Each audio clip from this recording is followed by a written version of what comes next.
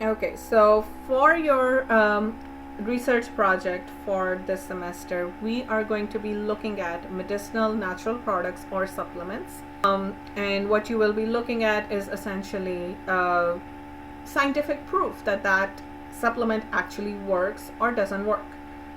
Cool? So, I want to move this little thing somewhere. Maybe I'm missing it. There we go. So the goals of our project, the reason we are doing this is that as part of the biology curriculum, some of our objectives for our bio majors is to learn how to use the scientific method appropriately, how to design experiments to do research in a research setting. We also want our students to know how to search and read and understand primary and secondary literature pertaining to their questions, how to interpret the published data, and how to resynthesize that data to make their own conclusions or their own decisions. And then obviously throughout the process we will be learning the necessary computer skills you need to combine biological data, to manage it in Excel sheets and figures and graphs, and to show them obviously in order to present their findings. So for this particular project, you will be presenting a poster presentation with your partner as a group. So what exactly are medicinal natural products and supplements? They are referred to in many different ways. They can be called just supplements or natural products, but they are many times referred to as herbal medicine or Ayurvedic medicine when it's related to South Asia, botanical medicine, or phytotherapy. So it's basically using plants to better your health. It is used in some form or another by over 80% of the world's population. Some people may only be taking a vitamin supplement or a single supplement. Some take a lot of them. My mother-in-law loves taking these, so we have a lot in our house some days. And then, if you look at the market nowadays, there are over 750 herbs and supplements that can be used, that can be found as natural supplements that people can use. And it is a $5 billion industry just in US alone every year. And that's just one country. In Europe, actually, it's even more prevalent. So how do they exactly work? There are three components of how natural supplements work. The first one is synergism. The second one is phytonutrients, and that's a typo. And the third one is antioxidants. So we'll go through each one of those and talk about how it is that that particular site works. So the first one, which is synergism. Synergism basically means working together, right, at the end of the day. And the main idea here is that the therapeutic effect that particular supplement or herb or natural product provides is a combined result of multiple compounds and multiple ingredients working together. It's not just acetaminophen that is giving you the pain relief. It is a bunch of different molecules combined together that are giving you the final result.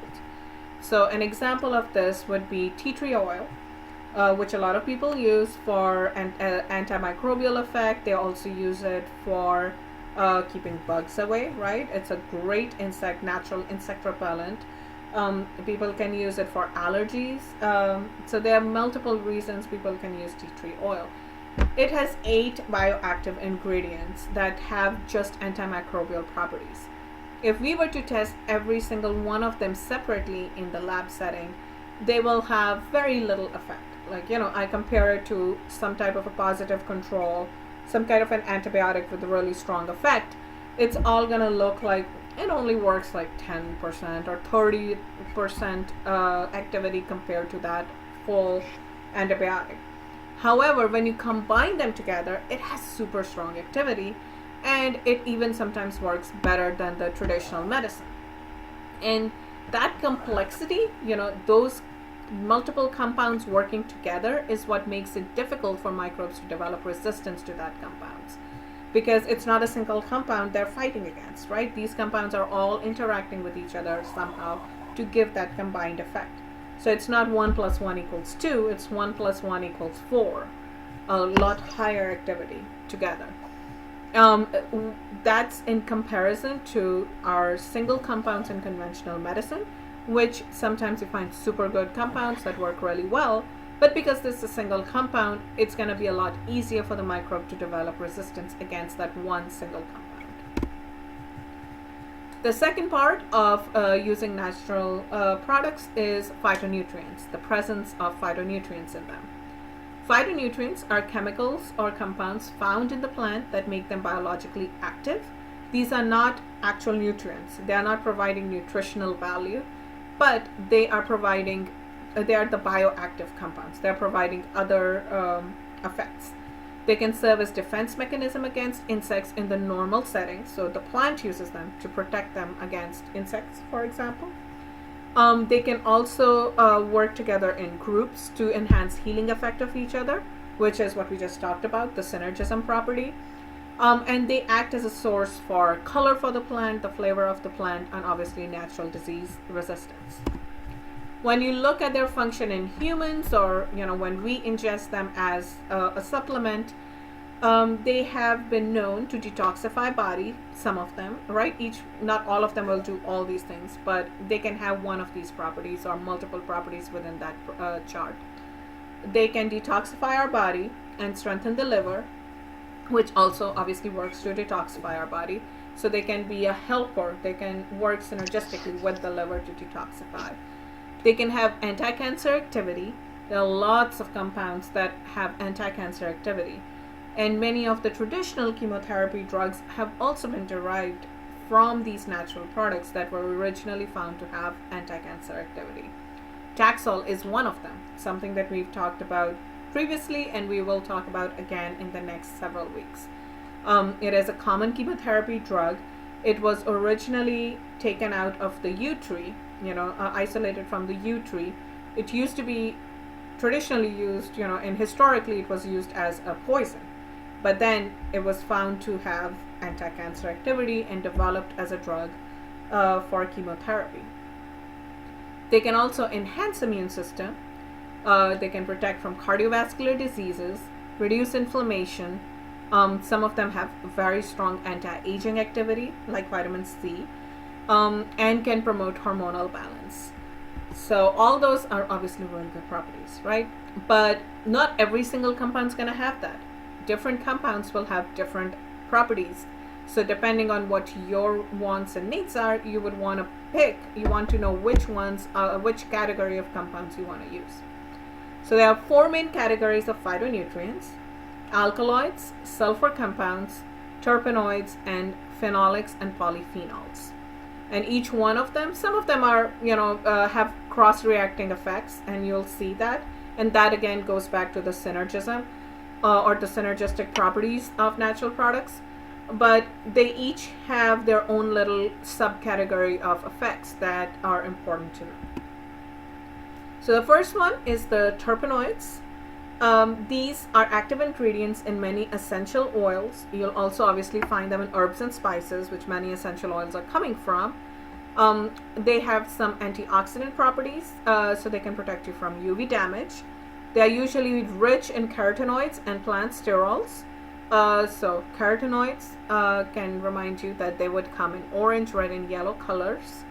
So food sources that where you can find them would be tomatoes, peas, citrus fruits, carrots, and leafy greens. Within the terpenoids, these are some of the categories it shows you, and it shows you what each one of these categories can be used for. So let's say that you are interested in looking at an anti-inflammatory terpenoid. You could look for a compound that has beta caryophyllanes. So you can focus your own interest based on the activity you want to look at. If you're looking for things against anxiety, like lavender, use of lavender, then you want to look for terpenoids. in your research, and the specific terpenoid, if you're looking for the lavender ones, would be the lanolin subgroup. Okay, next we have alkaloids. Now, alkaloids are actually toxic substances. So for the plant, they act as defense mechanism against insects and birds and other, things that can harm them. For humans, they can be used as poisons or they can be used as drugs, depending upon the property they provide. Many of these, they can have analgesic properties, they can be stimulants, they can be anticonvulsants, or they can be paralytic. So just looking at that list, you can see lots of common, lots of use for them in medicine, right? And that's what it is. Many of these have been used and are in use as prescription drugs nowadays in purified forms, to treat pain, to help with seizures, to help control seizures, to act as stimulants, to help with surgery, a lot of different things. Examples of these are codeine, morphine, so many of the drugs also that we can have in our society. Atropines, which are also the heroin and cocaine, all those things. Food sources of these, so when you think of stimulants, obviously, is coffee, chili, and then contaminated rye. But there are many, many, many other food sources as well. These are the main ones that people see.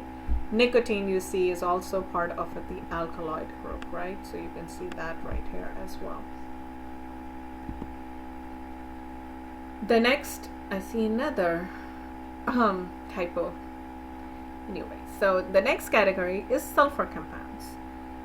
So for sulfur compounds, these are glucosinolates and derivatives of sulfur amino acid, cysteine, and they reduce cholesterol levels and protect against heart disease. They can also protect against some types of cancer and boost the immune system. They are found in brassicas and onions, garlic, and many of the cruciferous vegetables like cabbage and turnips, and cauliflower, broccoli, all those good things. And I've shown you some sources, common sources of food on this side as well. So you can also see them in meats and cheese and things like that as well.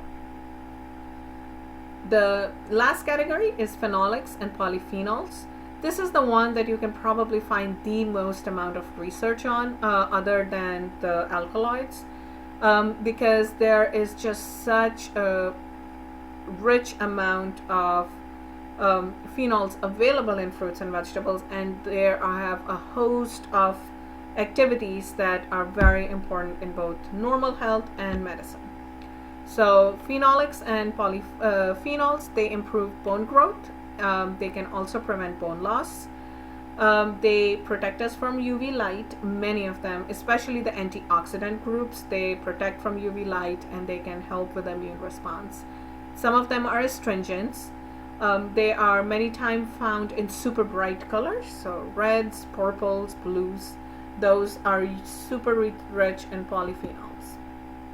Again, there are several types of polyphenols you can find. I've shown you some commonly known categories, and these are the ones that will have the most amount of research on them. Overall, there are just two categories. There are flavonoids and non-flavonoids, and then you have all these subcategories within them. What you will see is that resveratrol and quercetin, these two have the most amount of research, and then the others will also have significant amount as well. Sources of polyphenols include berries, legumes and beans, green tea, cherries, lentils, wine, chocolates, and some green leafy vegetables and nuts, of course. They have many of them have very strong antioxidant properties. The antioxidants will protect body from free radicals, and they are essentially groups of vitamin, mineral, or enzymes and herbs. They control the free radicals by acting as free radical scavengers. So our bodies produce less antioxidants as they age to begin with. So if we are supplementing them with our diet and with supplements itself, with antioxidants, that can help bridge this deficiency and also protect from disease as we age.